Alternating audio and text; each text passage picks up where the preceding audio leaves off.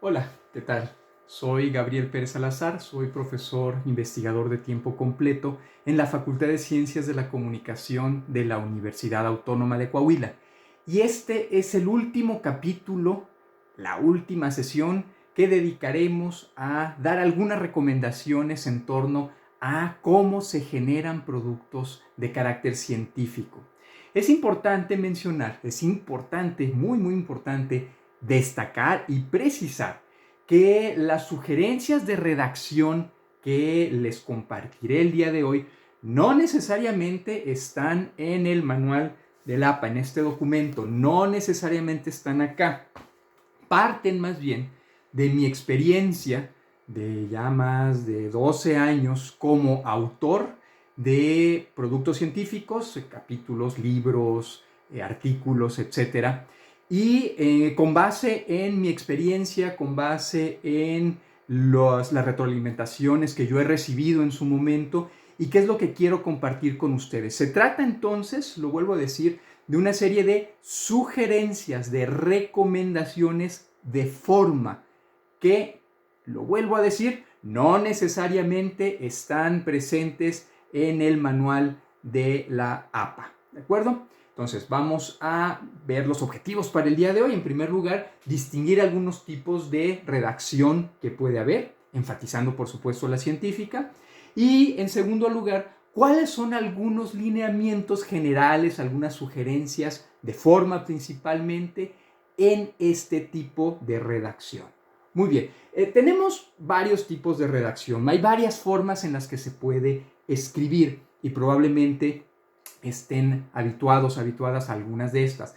La primera tiene que ver con lo literario. Aquí hay una narrativa que en muchas ocasiones está basada en la estética, es decir, la forma, la belleza, la poesía en algunas ocasiones, aunque sea prosa, está presente en este tipo de escritura. Y un elemento muy importante que podemos encontrar con mucha frecuencia son figuras retóricas, metáforas que ayudan a dar mayor profundidad o a ilustrar estas narraciones que se están haciendo en este tipo de escritura. Se permite además, por supuesto, la ficción. La escritura académica nada tiene que ver con esto, ni hay ficción para empezar, por supuesto, y no hay figuras retóricas. Uno tiene que ser perfectamente claro, preciso, puntual. Les digo a mis estudiantes en clase que la escritura científica es completamente lo opuesto a escribir una novela de misterio en la que uno al final se entera que el mayordomo fue el asesino. No, en una escritura académica uno anticipa con toda precisión, vamos a hacer esto, esto y esto, y luego uno lo hace y generalmente en las conclusiones uno hace un recuento de qué fue lo que se hizo. ¿De acuerdo? Entonces, esas son algunas diferencias muy importantes. La redacción periodística, aunque pudiera acercarse un poco más a la redacción científica, generalmente tiene que ver con hechos y se trata de contestar estas preguntas.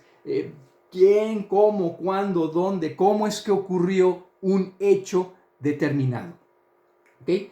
La científica, por el contrario, tiene que ver con una narrativa muy clara, muy precisa y muy puntual en la que se presenta el desarrollo de una investigación generalmente construido a partir de una serie de premisas que van a apoyar un argumento central. Debe haber entonces una línea narrativa. Una línea narrativa que tiene que ver con el asunto central de lo que estamos escribiendo. ¿De qué se trata? Y entonces cada uno de los apartados del trabajo que estemos escribiendo, el trabajo académico que estemos escribiendo, tiene que apoyar a esa línea central, a esa idea central. Decimos entonces que hay una serie de premisas que van a apoyar, que van a dar una mayor fortaleza a esa línea central. ¿De acuerdo? En términos muy generales. No vamos a ver en este curso, en esta ocasión, cuáles son las partes, por ejemplo, de un trabajo científico, de un reporte de investigación, en cualquier formato que se encuentre, que puede ser capítulo de libro, que puede ser artículo, que puede ser una tesis con una mayor extensión y profundidad. Más bien, en esta ocasión nos centraremos en aspectos formales, ¿ok? Que tienen que ver entonces con la forma, pues, en la que se escribe. Entonces, algunos de estos lineamientos, vamos, son muy básicos, pero no quisiera yo soslayarlos de ninguna manera. En primer lugar, la redacción y la ortografía. Tiene que ser clarísimo lo que estemos nosotros presentando y sin problemas de ortografía. La mayor parte de ustedes pueden estar utilizando Word o algún otro procesador de LibreOffice o de OpenOffice. No importa, el caso es que estos procesadores nos suelen dar una serie de ayudas y de ir señalando sobre la marcha posibles problemas en nuestra redacción. Háganles caso.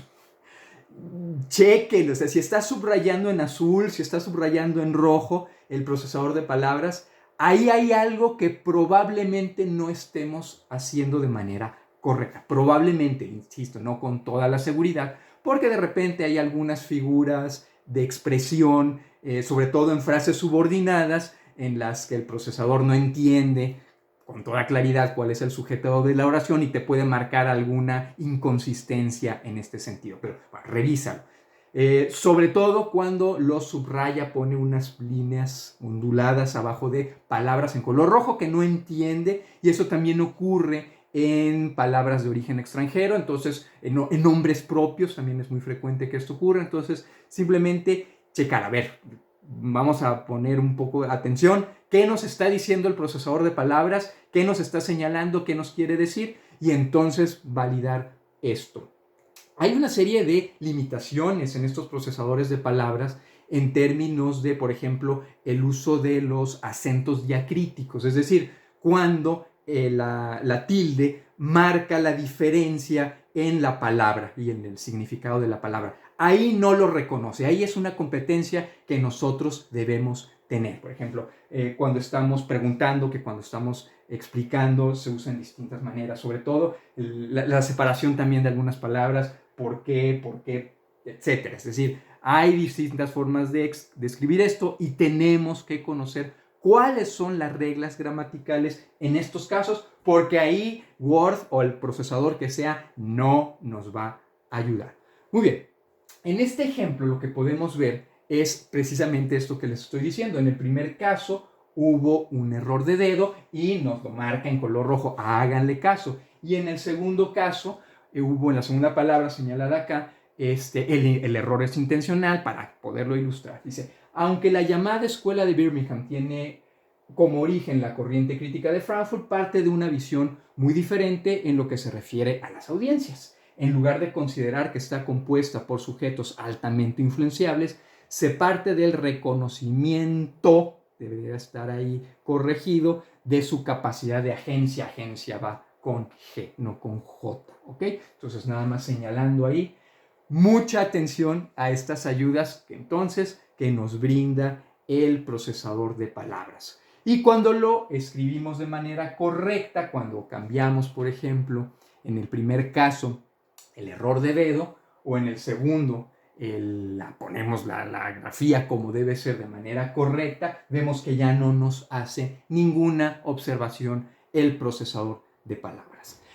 Otro aspecto que es importante tomar en cuenta en la redacción científica es cómo nos expresamos de nosotros mismos. Y usualmente lo que hacemos es utilizar un estilo impersonal, es decir, no hablar en primera persona del singular. Por ejemplo, aquí dice, con base en los resultados obtenidos, puedo decir que prácticamente la mitad de los estudiantes de la facultad, 99%, no utilizan videojuegos con frecuencia. Ese puedo suele ser mal visto, ¿ok?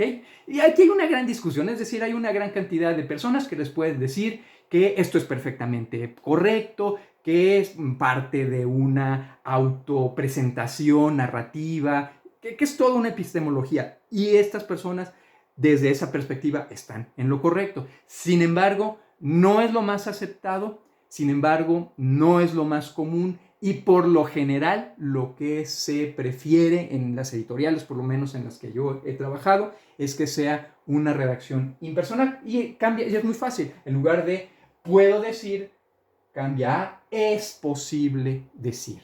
¿de acuerdo? Y este es un estilo más académico de redactar. En todo caso, una forma alternativa al modo impersonal es utilizar la primera persona del plural. Y entonces puede ser, con base en los resultados obtenidos, podemos decir que prácticamente, aunque sea un autor único. Esto tiene mucho más sentido en trabajos colaborativos, 2, 3 más autores, un libro colectivo, por ejemplo, también puede ser. Tiene todo el sentido del mundo, entonces. Pero incluso, aunque sea una sola persona, el autor o autora de la obra que estemos redactando, como sea, es más aceptable la primera persona del plural a la primera persona del singular, pero siempre prefiriendo mejor el estilo impersonal. Del puedo pasar a es posible, se manifiesta, se puede observar, etcétera, etcétera. ¿Ok? Bueno. Un aspecto en el que de repente algunas personas pierden de vista es la claridad en la presentación de las ideas. Esto tiene que ver, por supuesto, con el manejo correcto de los signos de puntuación. ¿De acuerdo? Es muy importante repasar entonces cuáles son las reglas en el uso de los signos de puntuación. El uso correcto de la coma, del punto y coma, del punto y seguido y del punto y aparte. ¿De acuerdo? Lo vuelvo a decir. Revisen, por favor, en los manuales que ustedes consideren necesarios o en algún otro curso, que hay muchísimos en línea, totalmente gratuitos, cuál es el uso correcto en el español de los signos de puntuación. Porque el no utilizarlos puede llevarnos entonces a una construcción de ideas demasiado rebuscadas, más bien de frases demasiado rebuscadas, de un montón de frases subordinadas donde no hay una separación de ideas principales y ideas secundarias, como en este caso. Lo voy a leer.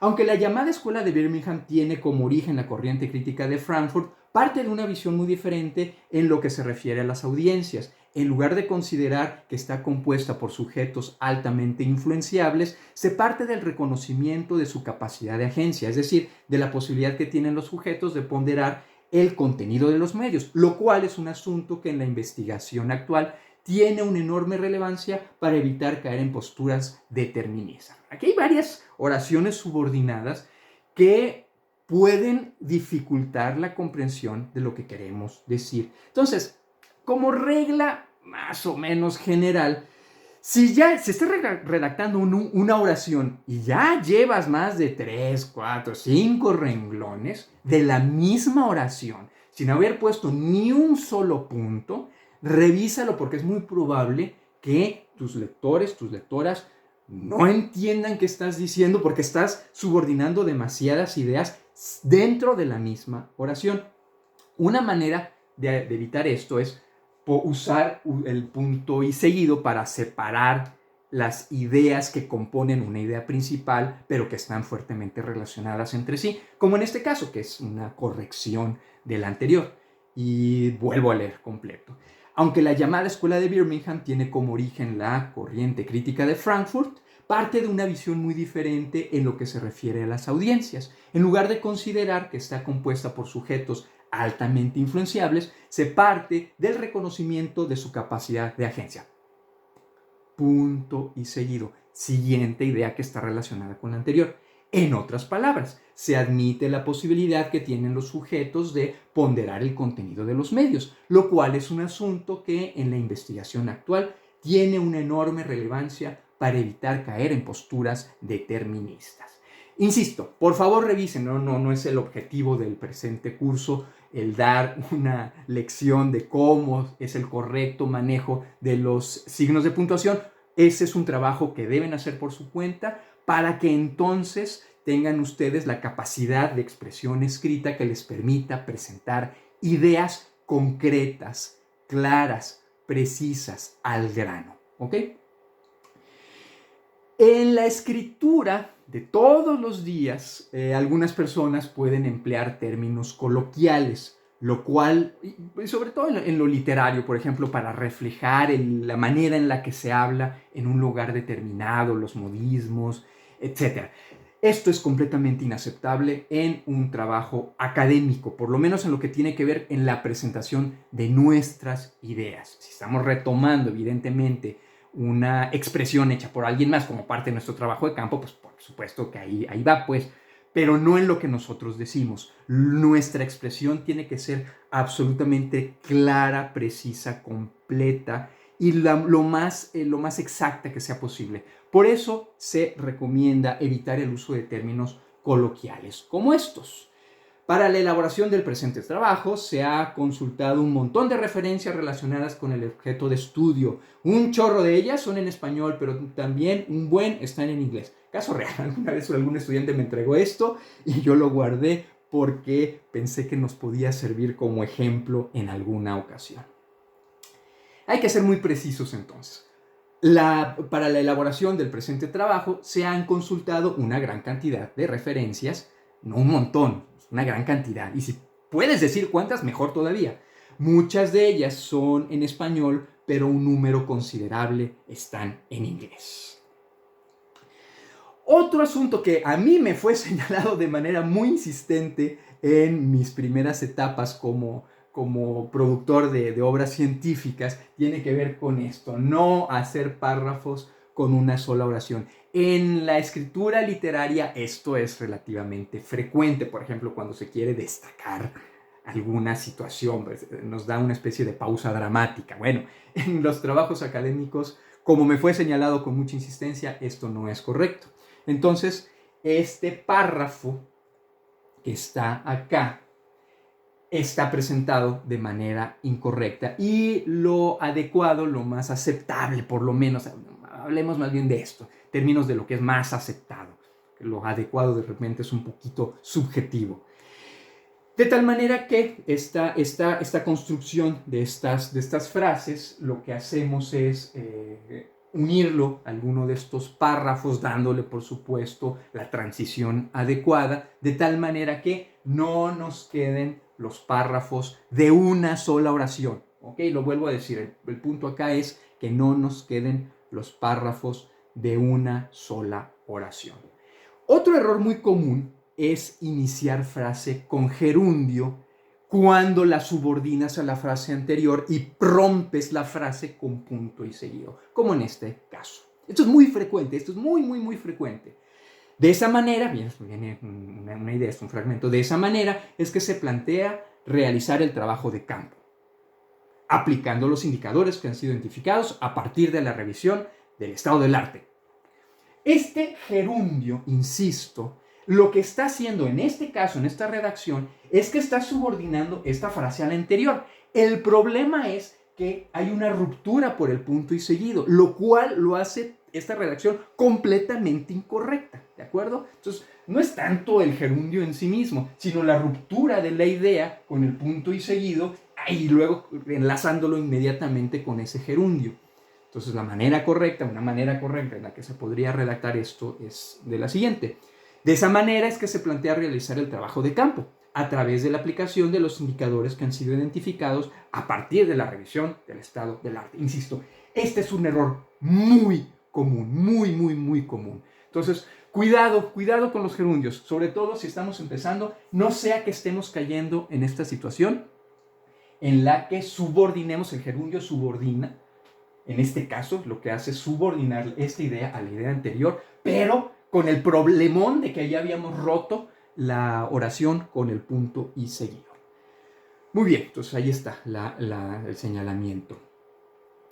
Debe haber precisión, como lo decía hace un momento, debe haber la mayor precisión posible en la presentación de nuestras fuentes consultadas, de nuestros datos. Entonces, este también es un clásico, este es un error muy frecuente en personas que están empezando en la redacción científica. Dice, al investigar en distintas fuentes científicas y trabajos académicos, se logró encontrar una gran cantidad de trabajos relacionados con el objeto de estudio que se plantea en el presente proyecto. A ver, ¿cuáles son esas distintas fuentes? Hay que decir cuáles son. Entonces, la redacción correcta sería en todo caso citar. Con base en la revisión de los antecedentes, se encontró que en The Forest 2015, Smith 2016 y González 2018 es posible encontrar una relación directa con el objeto de estudio que se plantea en el presente proyecto. Entonces no son distintas fuentes y trabajos académicos, no. Es concretamente en quiénes, en dónde, en cuáles.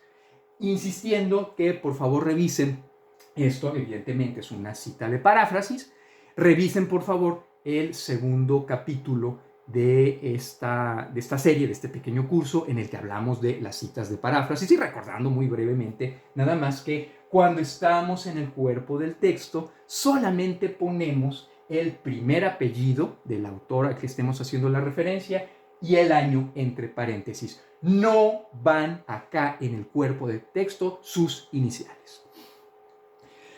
En términos también de la precisión que se espera de un trabajo académico, hay dos palabras que hay que evitar en la medida de lo posible: cosa y algo, porque son absolutamente imprecisas y vagas. De manera incorrecta dice: el consumo mediático es algo muy importante, ya que a través de informativos y otros productos de entretenimiento que el sujeto de otros productos de entretenimiento que el sujeto entra en contacto con otras culturas. Es una cosa que pasa con mucha frecuencia. ¿Qué es el consumo mediático? Que es una cosa que pasa, son imprecisas, son vagas. No usen entonces cosa y algo. La redacción correcta sería: el consumo mediático es un fenómeno, no es una cosa, es un fenómeno muy importante, ya que a través de informativos y otros productos de entretenimiento, el sujeto entra en contacto con estas culturas. Se trata de una acción que ocurre con mucha frecuencia. No es algo que pasa, es una acción, ¿ok? Y esto tiene que ver con la riqueza de nuestro vocabulario. Si llegamos a cosa o algo, hay que buscar cuál es el término preciso en cosa o algo, ¿ok? Y tratar de colocar entonces ese término preciso, ¿de acuerdo? Entonces, es una cosa, es una acción en este caso. Los adjetivos calificativos, igual, es toda una discusión también y tiene que ver con la objetividad, con la precisión con la que se espera que se presente un trabajo de investigación, un reporte en el formato que sea. Entonces, leeré el ejemplo. Dice: para la realización de la observación se seleccionó una población enorme. Sin embargo, el tamaño de la muestra fue demasiado pequeño, ya que se contaba con poco tiempo para hacer las entrevistas. Estos adjetivos calificativos en este caso son sumamente imprecisos. Una redacción correcta tiene que ser precisa, concreta. A ver, el tamaño de la población era de n mayúscula igual a 458. Yo no sé si eso es una población enorme o yo no sé si eso es una población pequeña. No me corresponde a mí juzgar eso. Y ese es el problema de los objetivos calificativos, que conllevan un juicio, ¿okay? Dados los recursos disponibles, tiempo limitado 2 semanas, pues yo no sé si eso es mucho tiempo, es poco tiempo. Tengo que decir cuánto tiempo se tuvo para hacerle el trabajo de campo. La muestra seleccionada para la aplicación de entrevistas fue de n minúscula igual a 8. Entonces, eso, si es muy grande, si es muy pequeño, si es poco, si es demasiado, ¿en relación con qué? Y de ahí lo impreciso de este tipo de términos de adjetivos, ¿ok? Enorme, demasiado pequeño, poco tiempo. Insisto, hay que tratar de hacer la representación, la escritura, de la manera más precisa posible. Muy bien. Relacionado con lo anterior, esto de los adjetivos, que muchas veces implica un juicio de valor, se vuelve mucho más grave cuando se hace además el juicio de valor. Dice: la representación de actos de violencia hacia mujeres en series policíacas estadounidenses es algo muy malo, ya que puede dar una idea de cómo se debe tratar a alguien. Nuevamente, podemos nosotros tener una postura, una posición, una valoración en términos de la representación de actos de violencia en una serie policíaca, por ejemplo.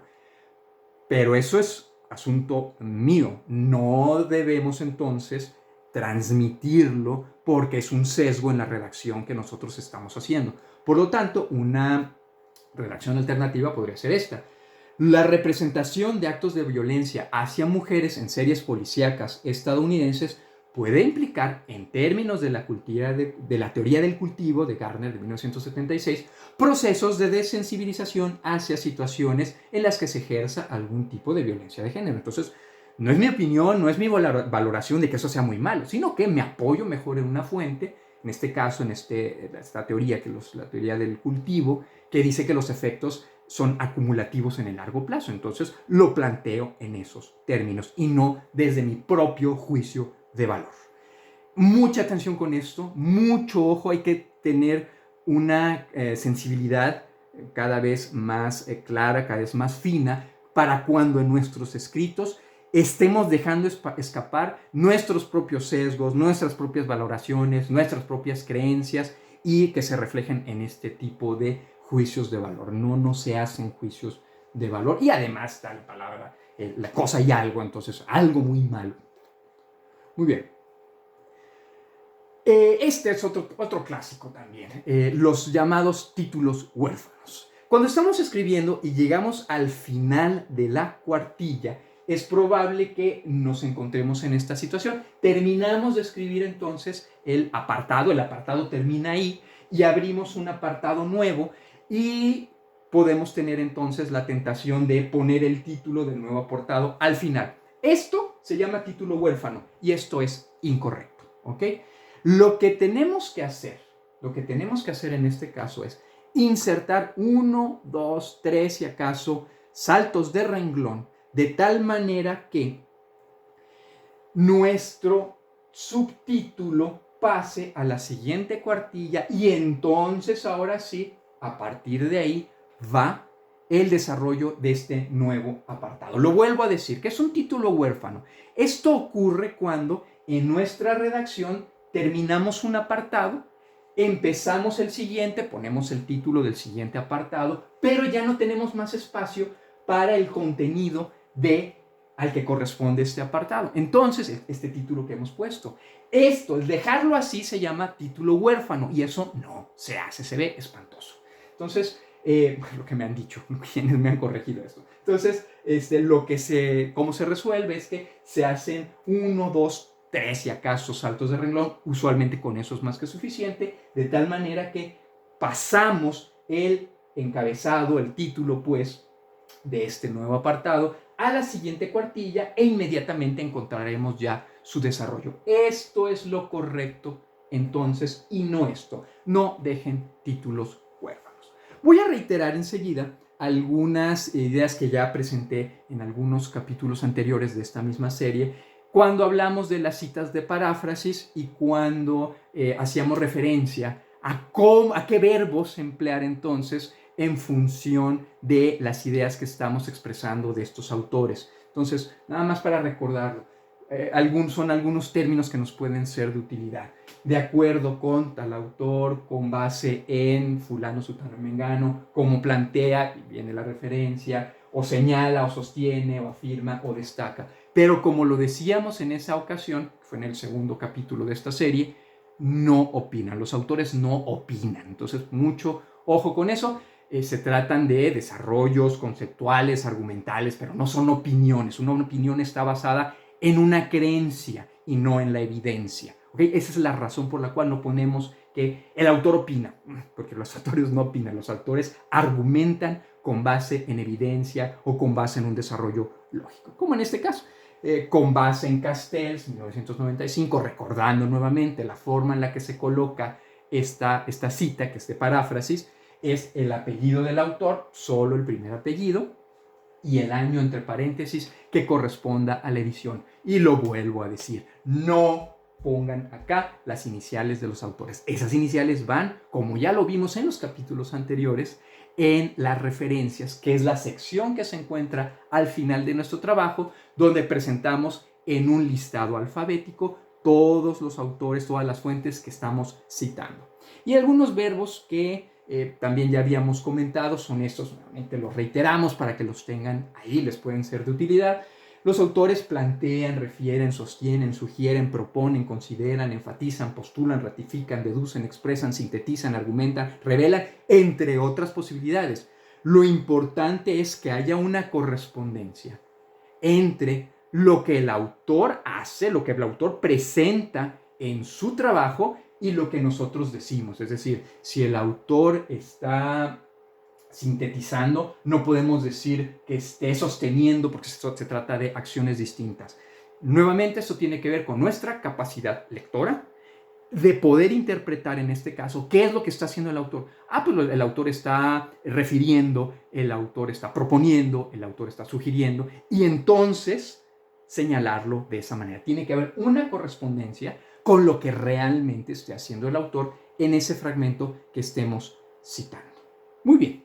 Pues básicamente estos son estos lineamientos que yo quería compartir con ustedes en este cierre del curso de APA, reiterando esto que les acabo de compartir no está necesariamente en el manual del APA.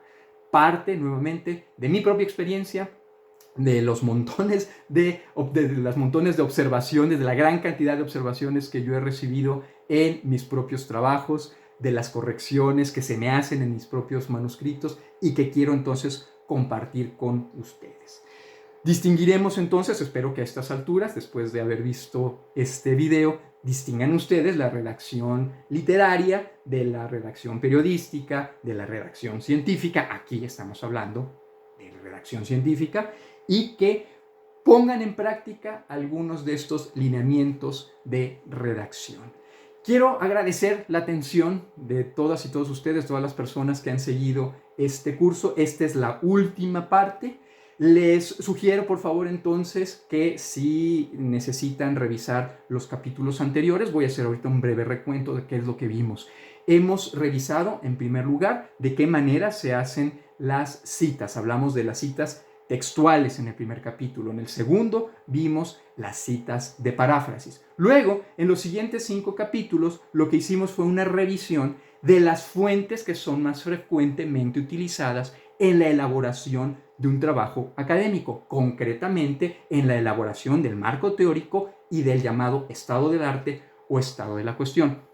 Entre paréntesis, si no te queda clara la diferencia o qué es el estado del arte y el marco teórico, busca por favor en este mismo canal, en mi canal, ahí tengo un video en el que explico cuál es la diferencia en estos dos apartados. Pero bueno, el punto es que revisamos estas 5 fuentes que fueron, en primer lugar, los libros científicos, por supuesto, libros especializados, capítulos de libros científicos, artículos en journals, que son las revistas académicas.